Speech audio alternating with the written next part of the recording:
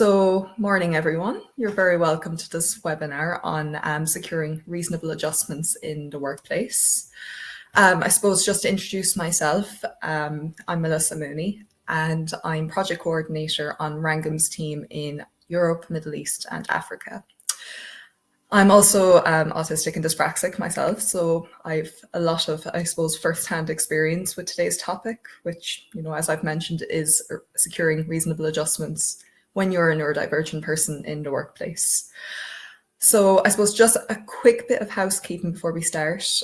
Reasonable adjustments, it's obviously a vast topic. I couldn't even hope to scratch the surface of it within 30 minutes this morning. So we're really only going to be, like I said, just skimming the surface here this morning. But I suppose if you guys would like me to delve a bit deeper or are interested in a follow-up webinar on this topic, just let me know and we'd be delighted to arrange another session, whatever you want.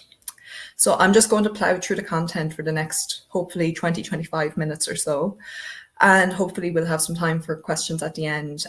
So fire them into the chat as you go along, and I'll circle back to them in the end if there's any comments or questions.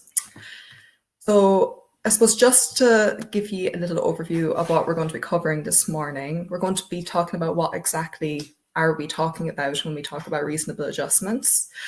Reasonable adjustments during the recruitment process, reasonable adjustments then once you're in your role in the workplace. I suppose some tips around starting the conversation around adjustments with your employer, and then knowing your rights when it comes to reasonable adjustments and what legislation exists around it in the UK and internationally. So I suppose we'll start at the start, which is, I suppose, what exactly are we talking about when we talk about reasonable adjustments? Because it is a pretty broad concept. It encompasses many aspects of working life. So I think, it might seem obvious that we all know what it means, but I do think it's good to put some structure and definition around exactly what the parameters are here. So essentially, reasonable adjustments are any changes or adaptations that are made to a process, to a way of working, or to a working environment. And that's all in order to make a role accessible to someone with neurodivergent support needs. You might also hear people say reasonable accommodations, workplace adaptations, workplace supports. All of those things are essentially synonymous with each other and are used, interchangeably. They all mean the same thing. So when you hear adjustments, accommodations, we're talking about the exact same thing. So for the purposes of this, I'm going to say reasonable adjustments. It's just so you know that if you ever hear it referred any other way, it's the same thing. I suppose you will see in a minute, I suppose, when we get into some examples, but these adjustments, they can take the more obvious form of physical objects. Like, I know, for example, this chair I'm sitting in right now is ergonomic friendly, and if you're dyspraxic like I am, you might have a tendency to end up with back problems because of bad posture. But I suppose more often than not, the reasonable adjustments are the really subtle and the really simple things that are super easy to implement in the workplace. And I'll get into some examples now in a second, but just to, I suppose, point out right off the bat, it's not always the most obvious things like, I don't know, wheelchair ramps, things that are immediately visible. So I suppose, speaking from personal experience, when I was at the start of my own career and, starting out in my first job, I knew that reasonable adjustments were a thing that existed, but I wasn't really sure what to ask for because I'd just never been in the workplace before or had even the opportunity to ask for adaptations to be made for me. In my head, I just thought reasonable adjustments, like I said, were just the obvious things like making a building wheelchair accessible, or I suppose having a disabled toilet in your building. But I never thought about how, as an autistic person, there are things that my employer can do for me as well to set me up for success in my job. So I suppose I just didn't really know what there even was to ask for or where to begin with that conversation. And I know I'm not alone in this. I've heard lots of other neurodivergent people expressing that same sentiment, and it's definitely a question that I get a lot. So basic apologies if what I'm about to say for the next few minutes isn't anything new for you, or seems a bit obvious to you, but I do think for the benefit of those people who are in that scenario currently or were recently in that scenario, it might just be helpful to go through some examples of what you could ask for at each stage of the process in terms of reasonable adjustments, because there might be a few things that just never occurred to you that you could ask for or would count as a reasonable adjustment. So sometimes it's the more obvious things that we don't even think of. So I do think there's some value in going through a few examples. So obviously the recruitment process is where it all begins. You're applying for your job, you've disclosed your neurodivergence on your application form, and you've requested that you receive reasonable adjustments in your interview. This will vary from employer to employer, but most employers should either ask you to outline what adjustments you need for the interview on the application form itself, or there'll be a box where you just tick, I need reasonable adjustments, and they'll come back to you and ask, I suppose, for you to get into specifics on what you would need. But I suppose either way, it's a good idea to have a think well in advance about what barriers you faced in the past in interview settings, and I suppose what will empower you to give the best possible interview. So if you have past interview experience, I'd think back to that and maybe some of the challenges you faced and what kind of changes could have been made to eliminate any of those challenges that you faced. Ultimately, this is going to be a very individual thing. There's no one-size-fits-all solution. And what one neurodivergent person needs in an interview might be completely different to what another neurodivergent person needs. But I suppose using myself as an example, like many other autistic people, I find eye contact really uncomfortable, especially in formal scenarios, like an interview.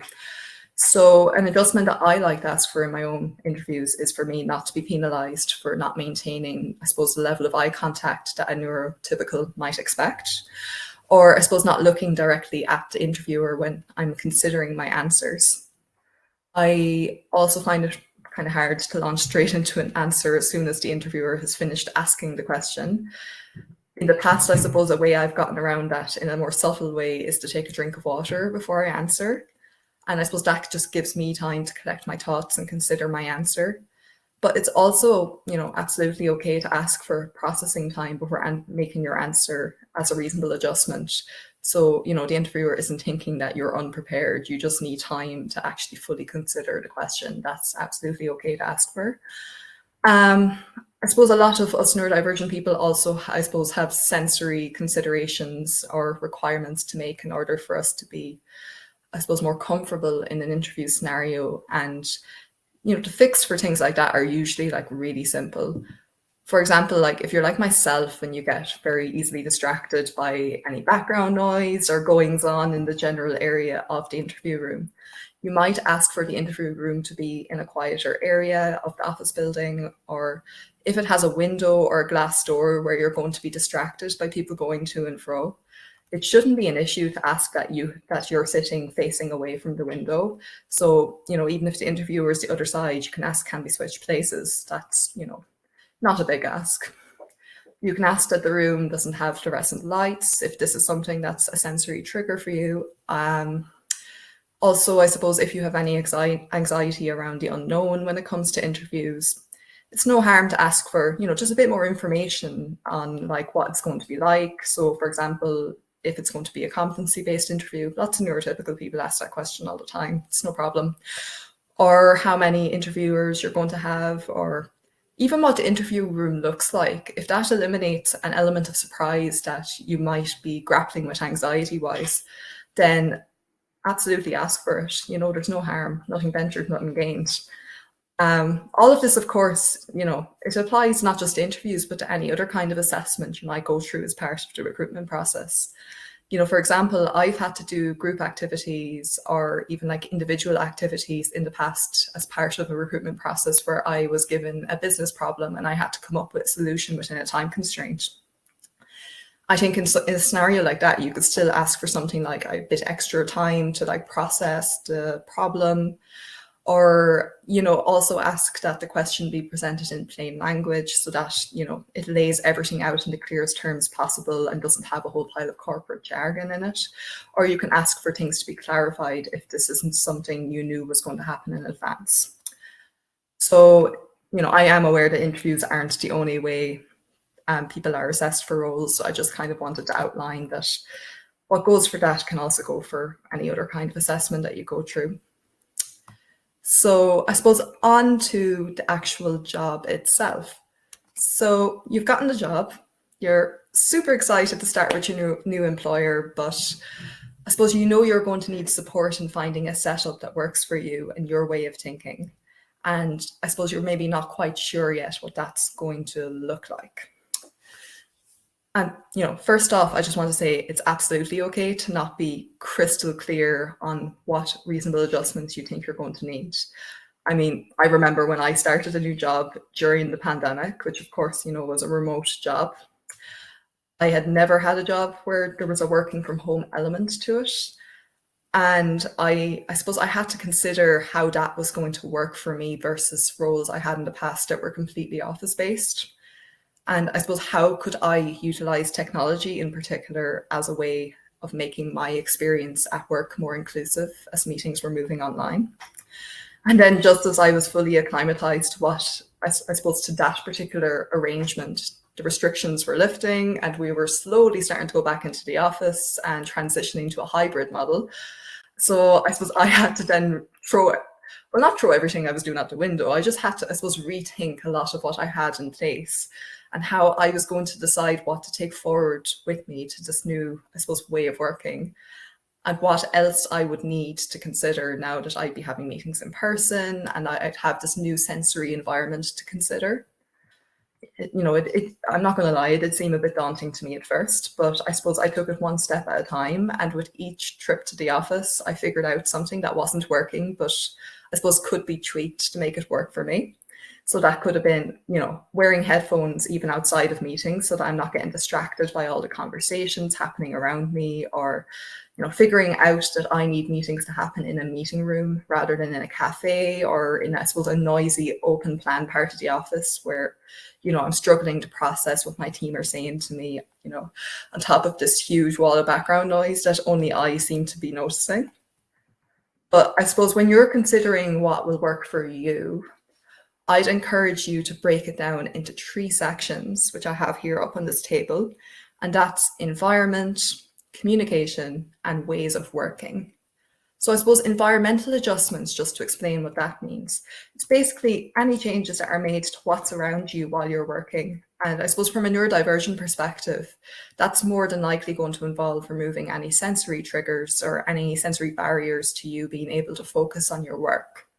I mentioned just a minute ago, I wear earphones even when I'm not in meetings because otherwise I'm just getting far too distracted by the sounds going around me. And, I find it really, really hard to read or focus on anything if there's any kind of background noise because I have, major auditory processing differences.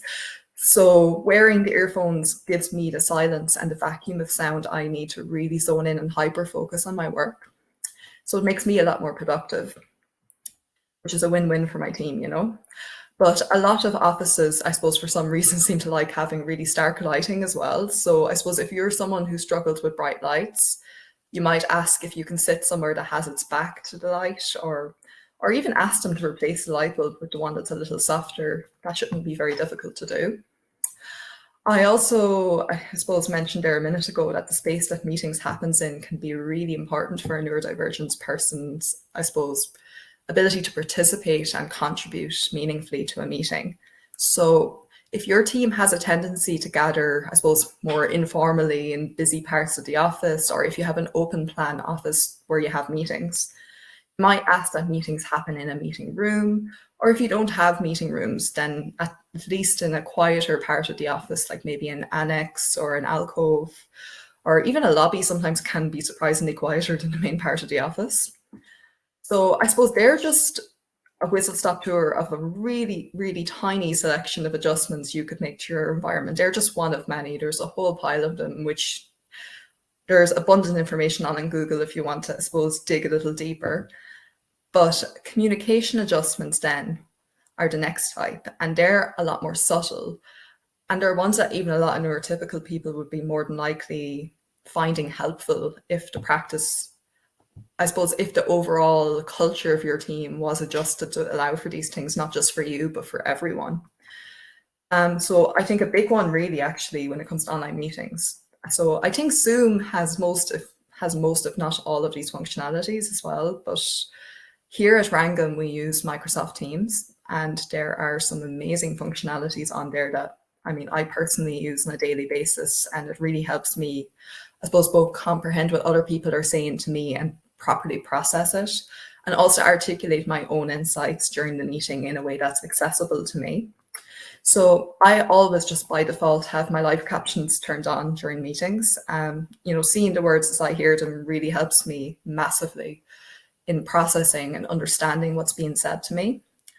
I often find it really hard as well to, I suppose, find a gap in a conversation to speak up. So I suppose when I feel I have something to say and I might not get the opportunity to say it before the topic moves on, I just use the hands up function in Teams to bring this to my team's attention, so I get my chance to, I suppose, have my say before the topic goes on to something else. If you don't know where the hands up button is actually, let me just let you know where it is. So if you click on the smiley face icon on the top toolbar during your Teams call, the option should come up there with a few other kind of emoji type things as well. So if you click on the hand, that will indicate that you're putting your hands up. This has become, I suppose, a part of my company's overall culture. In fact, I think it was already part of the culture before I even started here. So even team members who aren't neurodivergent have been using this by default. And it's a really great example of why reasonable adjustments can be great for everyone. And it doesn't have to involve singling someone out. So don't feel like, you're being extra by asking for things like this, because often other people want it too, and they just don't know they want it until someone else asks for it. Other things on meetings as well, like recording, transcriptions, they can also be really helpful, but whether this is something that you're allowed to do or not will depend on your company policy. So I would definitely check in with your employer first before doing anything like that on a call, because you'll need people's permission. If you're non-speaking, obviously can't say that word, assistive technology like AAC should, I suppose, go hand in hand with everything about your role. You can, I suppose, either bring your own assistive tech with you, or your employer should be able to apply for a grant via Access to Work to bring assistive tech of their own into the workplace. I suppose a big one for me when it comes to communication is I really, really need my instructions to be given to me in writing, so that I'm clear on all the steps involved, that I haven't misunderstood, that I haven't, I suppose, misheard the instructions or misinterpreted. This means, getting it in writing, I have it to refer to, and I can get everything done right the first time. So even if instructions are given to me verbally initially, that's absolutely okay, but I do need it sent over in an email as well, so that I have it to refer back to. And that benefits everyone, because it means I'm not making mistakes the first time I do it, and it's just a lot more efficient to do it that way, so that I have it to refer back to. Finally, just to touch on the third category quickly, it's ways of working, which actually is a really important one and a good one to think about in terms of what will complement you best as a neurodivergent person. So I know personally, I really struggle to sit down for long periods of time. I need to take, little mini 5 minute, maybe 10 minutes even, movement breaks during the day before setting back down to work, and I suppose looking at everything again with fresh eyes. It can also be really helpful if you're someone who gets overwhelmed with back-to-back meetings, and I suppose just like the sheer amount of information you have to process without time to digest it. It's definitely good to block out time on your calendar between meetings to just decompress and, I suppose, sit with the information you've been given before, I suppose, attending any other meetings during the day. You can also ask your team, can I have like no more than 4 meetings a day, because I just get overwhelmed, I get stuck, I find it hard to complete other tasks. And maybe there's one day that's just particularly hectic with meetings.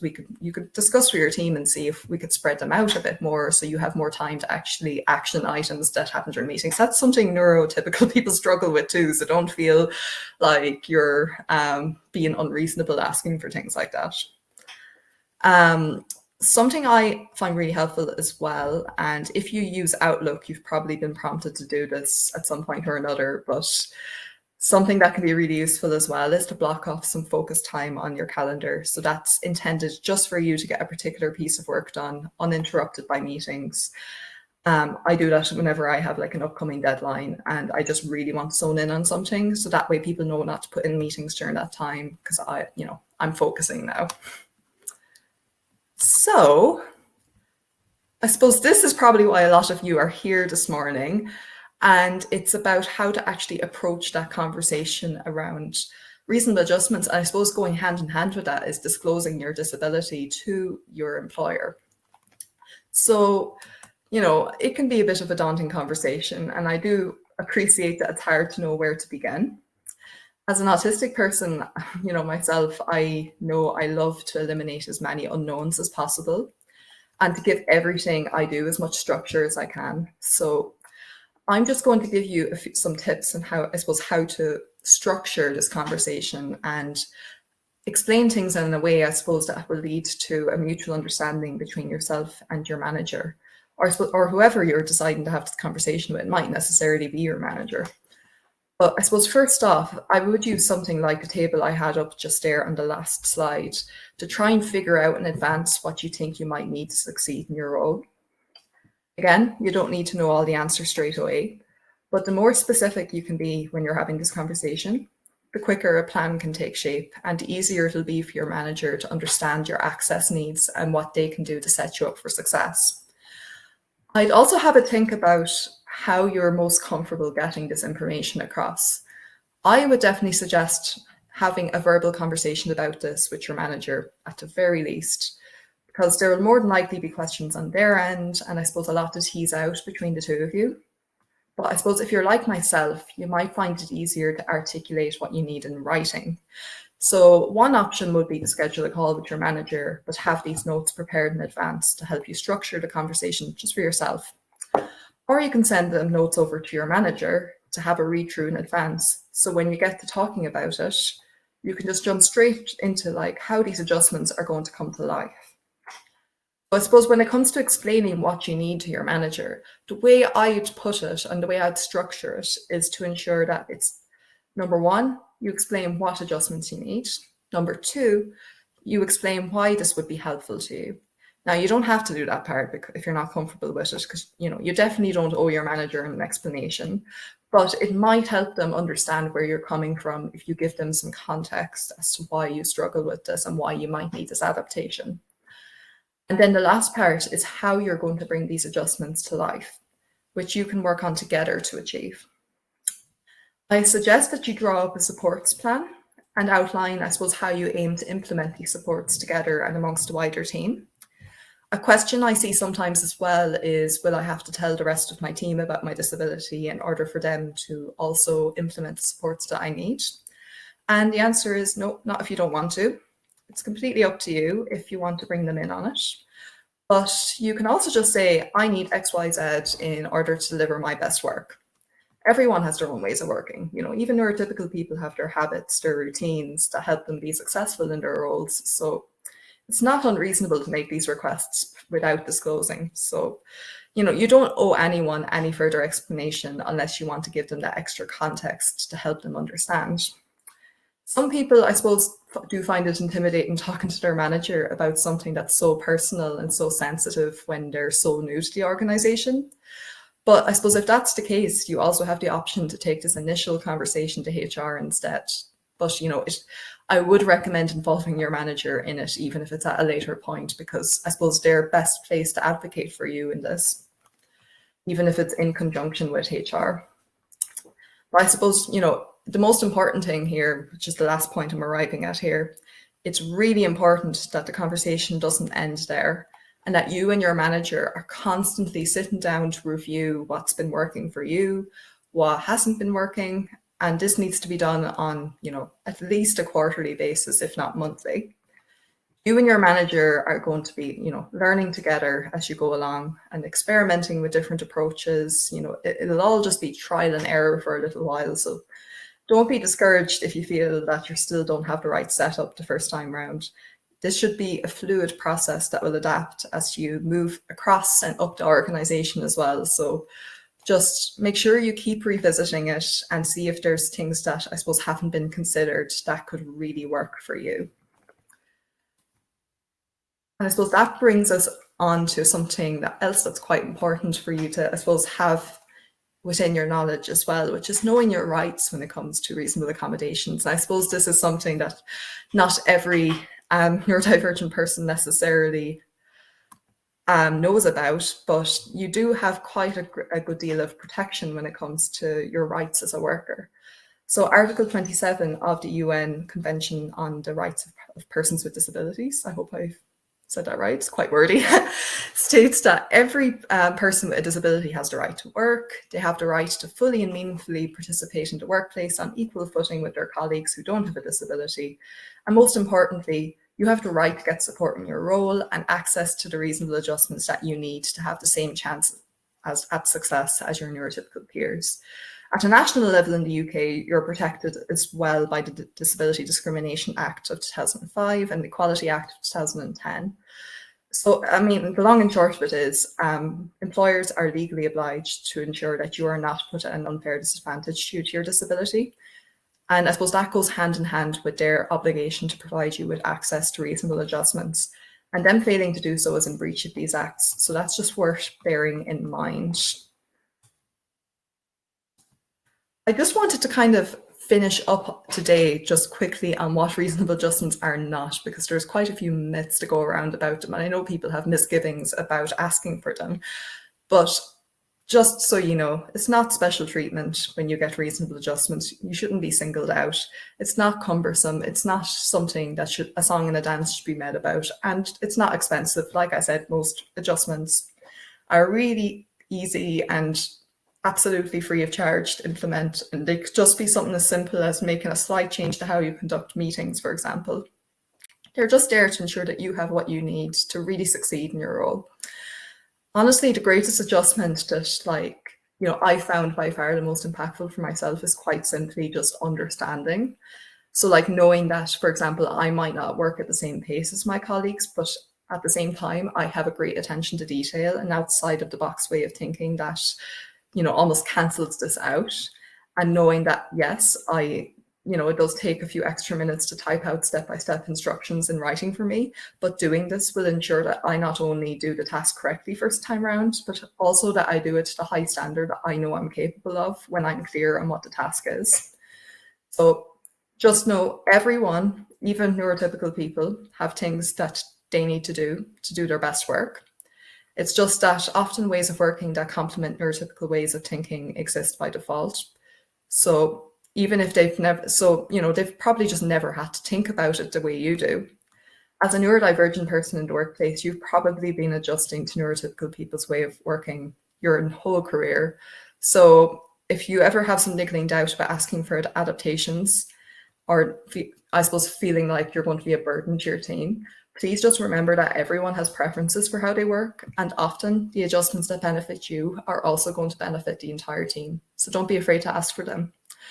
I always like to say there's nothing unreasonable about reasonable adjustments. So, you're absolutely valid in terms of asking for them.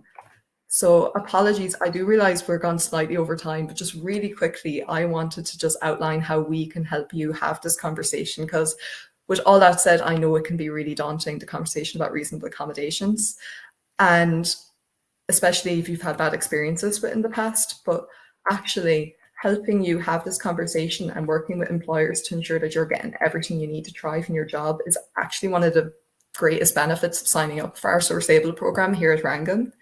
So when you sign up with us as a job seeker, you get access to roles in our global network of employers and that we work really closely with, and we know that are genuine in their commitment to making neuro inclusivity really part of the roots of their company culture.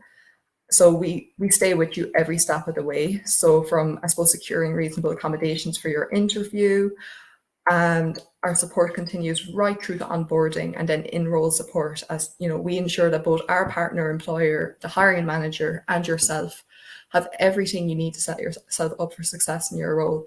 So we can help mediate and facilitate that conversation with you and the hiring manager, and working together on the reasonable accommodations and reasonable adjustments that you need to succeed in your role, and ensuring basically that your manager has an understanding of how to tailor your role to your individual access needs, as opposed to a one size fits all.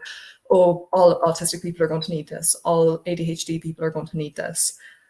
We work with the manager to make a tailored suite of adjustments that is especially for you and is really going to set you up to bring your best self to work. And all of that you can get through us when you sign up for our SourceAble program. So please do get in touch or sign up if you're interested in, I suppose, getting those supports from us. Please do avail of them. It's there's no cost associated with signing up with us. You can do so at www.sourceable.co.uk. You can also get in touch with us at inquiries@sourceable.co.uk, and give us a follow on LinkedIn as well. And you can stay up to date with any future webinars, and also, I suppose, any events that we have coming up, or also roles that we have going. So I suppose with that, I'll let you all go. Have a lovely day, and I hope this has been helpful, beneficial. Bye, everyone.